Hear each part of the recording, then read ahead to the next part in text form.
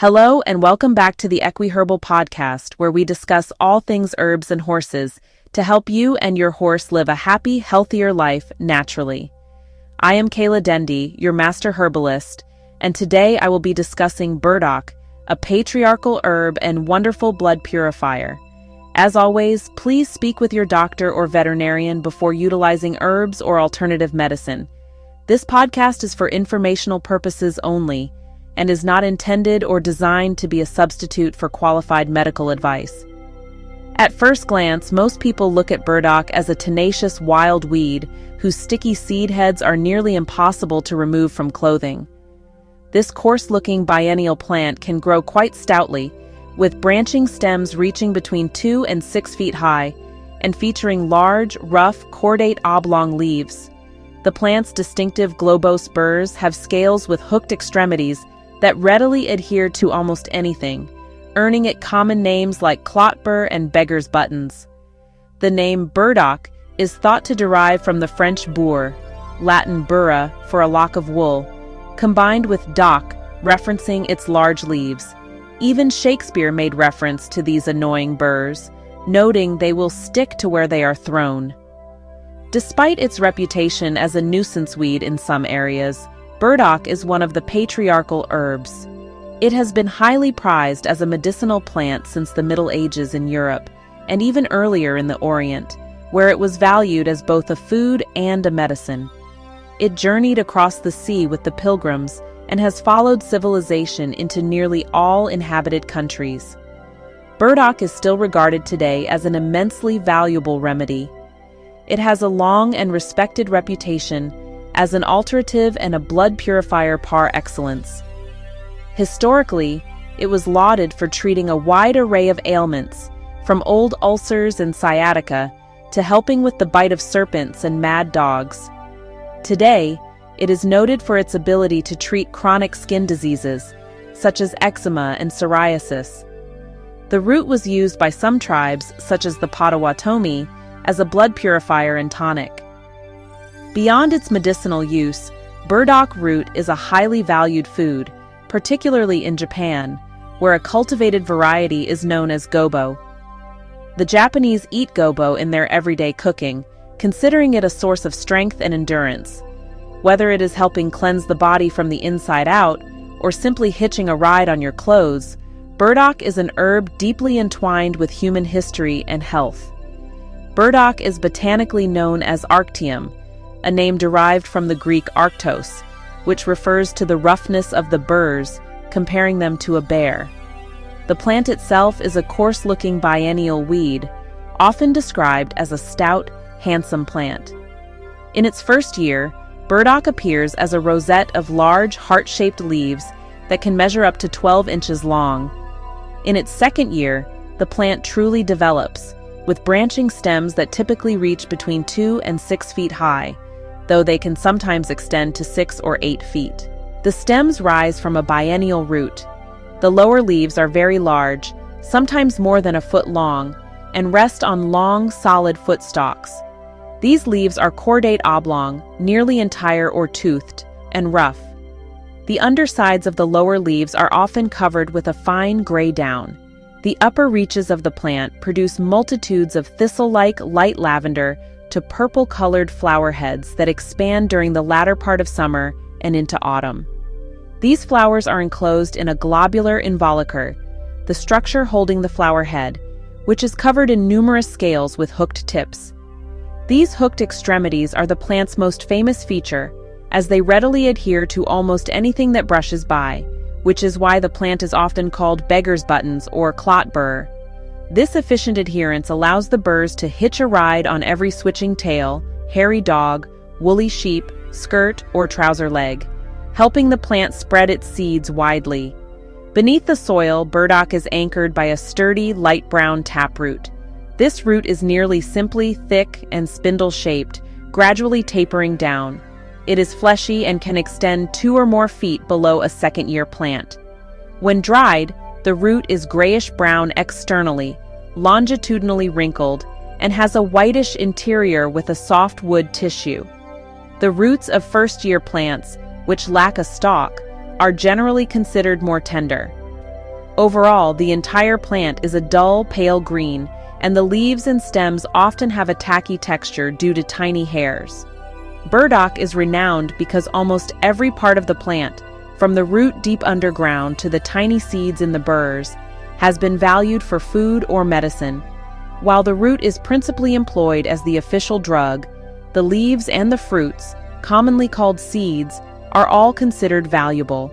The dried root is the most widely utilized part of the plant for medicinal preparations, and the official drug is typically sourced from first-year plants. These roots are dug in July, are fleshy, and can extend 2 or more feet long.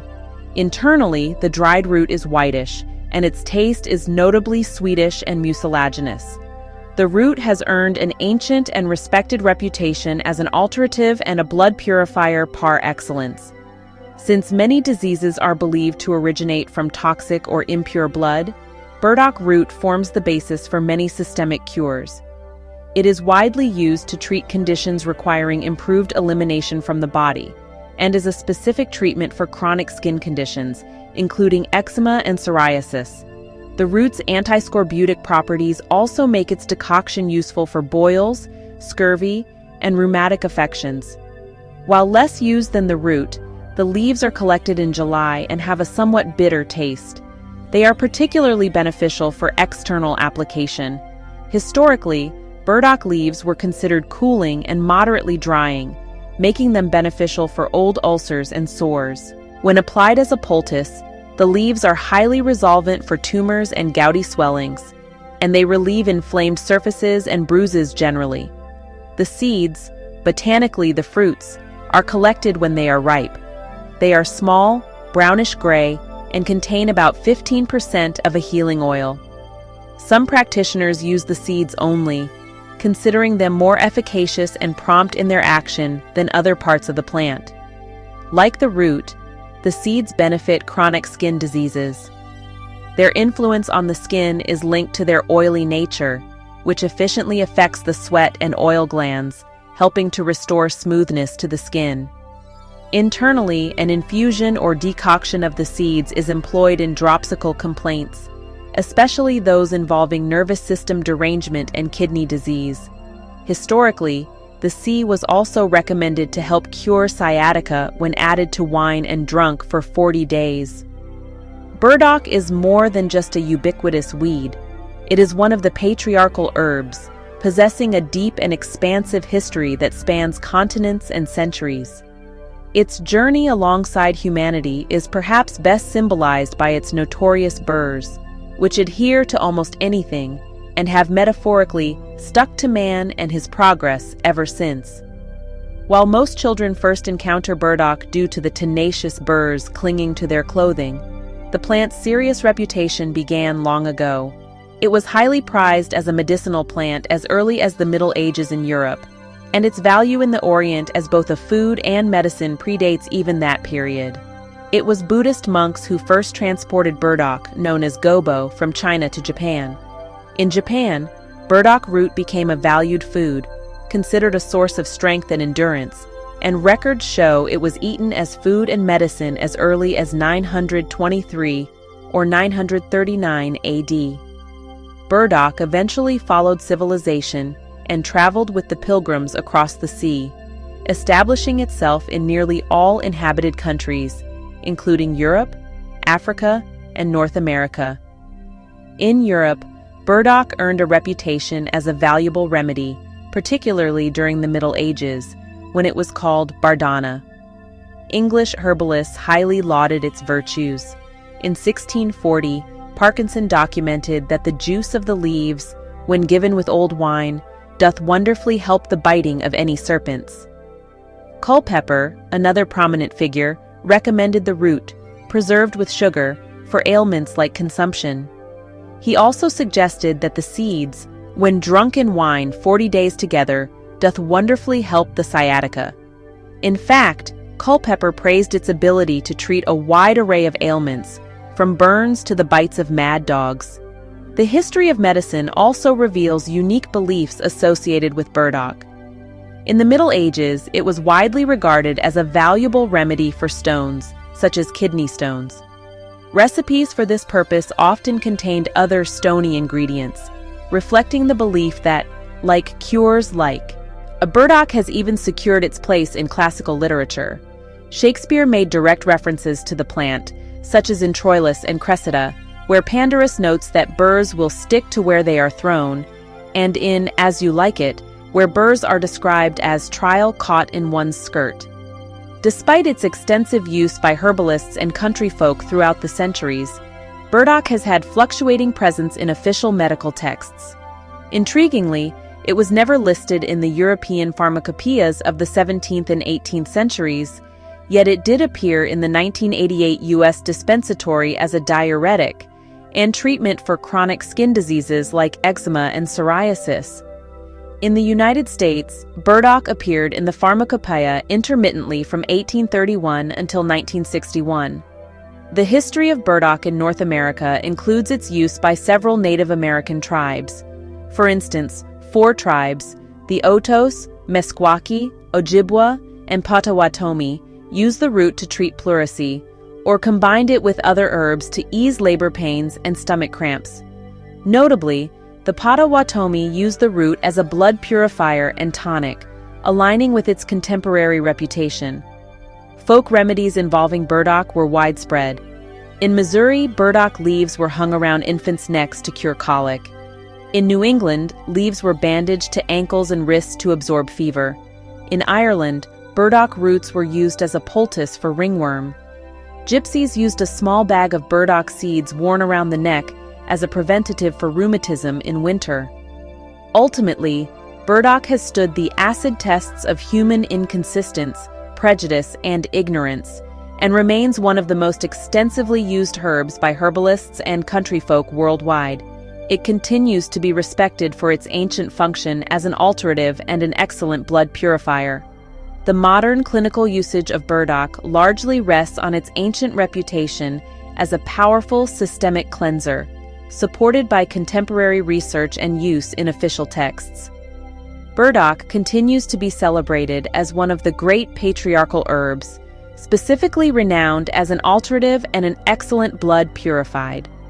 The concept of alterative refers to its ability to cleanse the blood and tone the body, and it forms the basis for many cures because many diseases are thought to originate from impure blood. Herbalists often recommend burdock tea for an extended period, especially for cleansing and strengthening the body during a fast. As a master herbalist, I never recommend a blood cleanse unless and until the individual has ensured that their elimination systems are operating properly. These elimination channels include the skin, bowels, and urinary system. If the elimination channels are not open and operating like they should be, blood cleansing can do more harm than good, in my opinion. The reason for this is that if the blood is cleansed, those waste products have to have a way to leave the body. If the waste can't leave the body, the waste will simply be redeposited elsewhere in the body until the elimination systems are operating correctly. However, once the elimination systems are working properly, I will absolutely use burdock to cleanse the blood and tone the body. Burdock has earned a specific reputation for treating conditions that require improved elimination from the body. It helps the body shed excess and fatty tissue, potentially assisting in weight loss by providing valuable minerals that the body craves.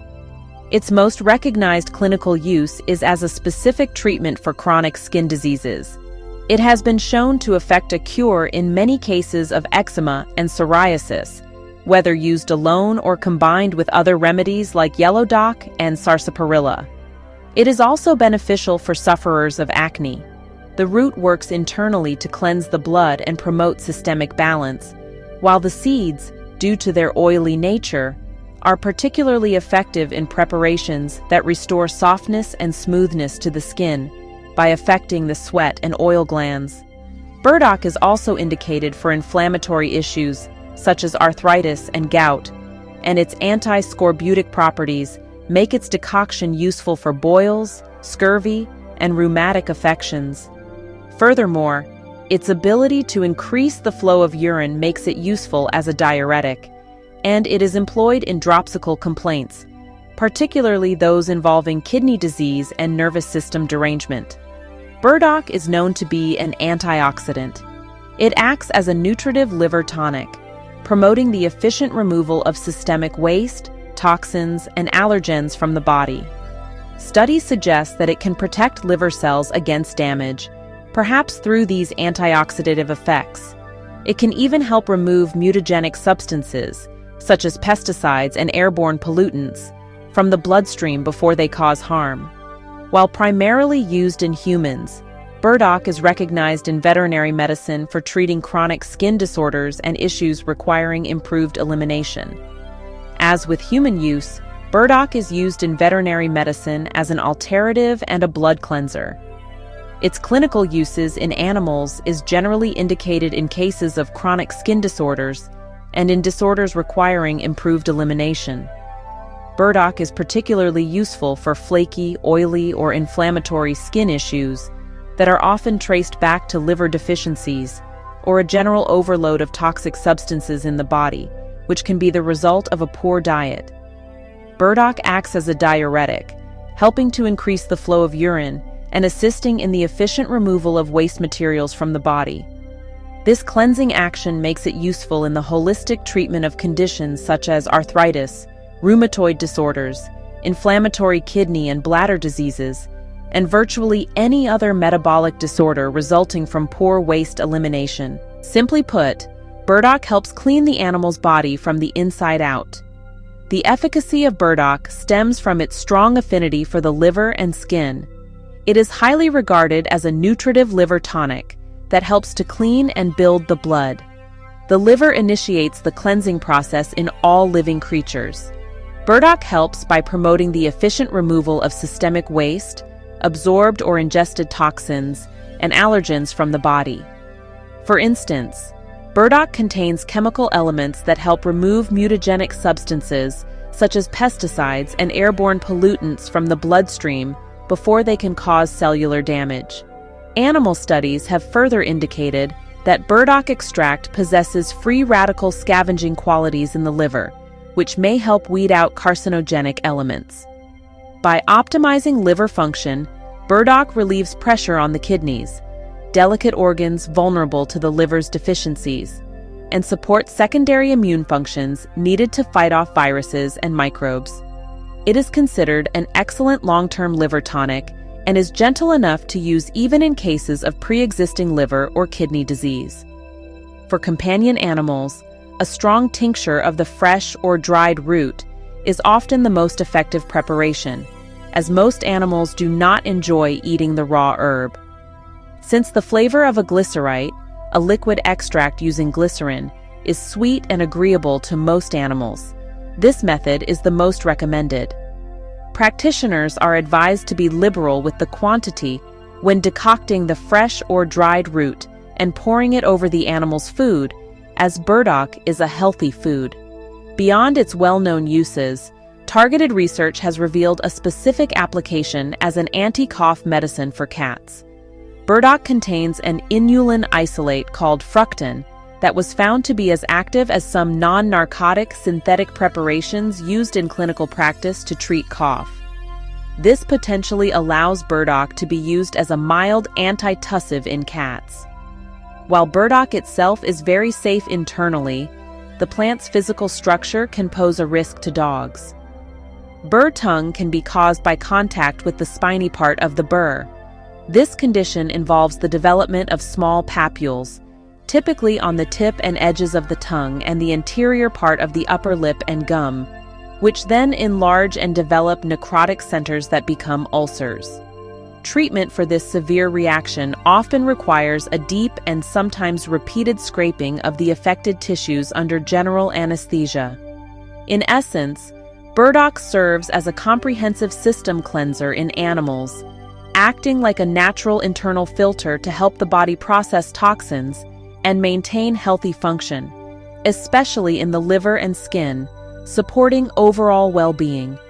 Burdock, renowned throughout history as a potent alternative and food, owes its therapeutic efficacy to a complex array of chemical compounds that have recently been the subject of focused research. The active components in burdock are diverse, with the root containing several important components. Inulin, also called allantoin, is perhaps the most significant constituent, often reaching 40% or more of the burdock root's composition. Inulin is a fructan and a camphor-like hydrocarbon. It is particularly valuable because it is described as a cell proliferant, and being an inulin, it makes the root excellent for the diet of diabetics and others suffering from blood sugar-related diseases. The root is considered nutritive, offering substantial amounts of minerals such as calcium, phosphorus, and iron. Contemporary research, including in vitro and experimental animal studies, has begun to validate burdock's traditional medicinal actions, classifying it as a depurative, antioxidant, and potentially anti-cancer agent. A significant area of research focuses on burdock's protective effects on the liver, which aligns with its use as a nutritive liver tonic and blood cleanser. Studies suggest that burdock has activity against induced acute liver damage. It is believed that burdock can protect liver cells against damage from toxins like acetaminophen and its toxic metabolites, possibly through its antioxidative effects on liver cells. Animal studies have further indicated that burdock extract has free radical scavenging qualities in the liver, aiding in the elimination of carcinogenic elements before cellular damage occurs. Burdock's use as a specific remedy for chronic skin diseases like eczema and psoriasis is strongly supported by research. Experimental animal studies indicate that burdock possesses anti-inflammatory activity. In one controlled study modeling psoriasis in guinea pigs, organic extracts of burdock were more effective than safflower oil in reversing the condition. This effect was linked to the accumulation of burdock compounds in the outermost layer of the skin. Burdock is also noted as an excellent source of linoleic acid, which is essential for healthy skin. Research has also touched on burdock's systemic effects. In controlled studies involving rats, burdock tea did not affect fasting blood glucose, triglycerides, or uric acid. However, the group receiving burdock tea showed lower plasma cholesterol levels. This suggests a benefit for those dealing with blood sugar-related diseases due to its high inulin content.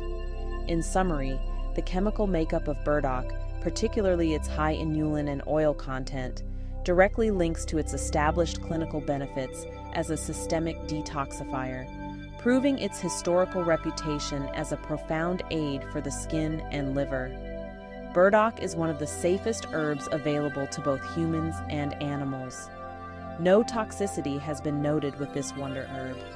There are also no contraindications associated with burdock. I am not aware of any potential drug interactions with burdock.